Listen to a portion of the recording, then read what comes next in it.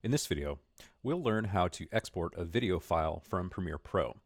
I've got a project file open here in Premiere, and I'm at a point where I'd like to save out a video version that contains both the visuals in my video tracks and the audio in my audio tracks. So I've got everything lined up in my timeline editor. I've made all my edits. I've got my sequence where I want. It makes a lot of sense to me. I think it's sounding really good.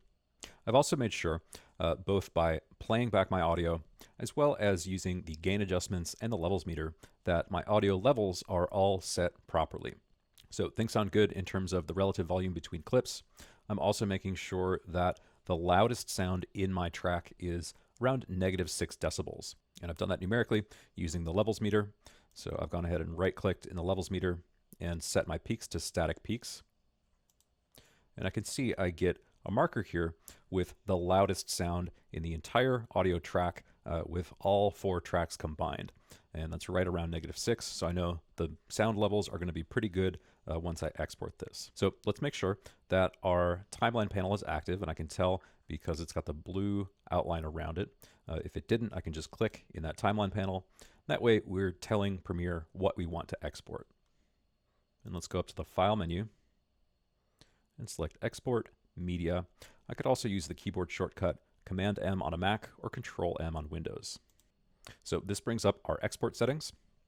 First thing I'd like to set is my source range, and I want to make sure that I get my entire sequence. So that'll include the full duration of all of my clips, start to finish. Next, let's set the format. And for this, I'd like an H.264 as the format. That's a type of video compression, and that will make sense for what we're doing here. It'll give us a nice balance of looking good, sounding good, without too big of a file size. For the preset, I should be able to use match source high bitrate.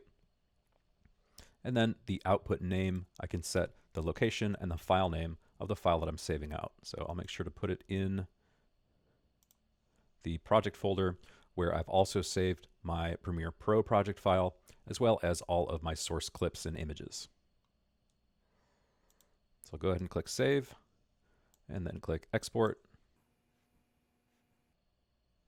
And I get a little message that says my export was successful, so that's good. And I can see my file here, and I can play this back as I need to.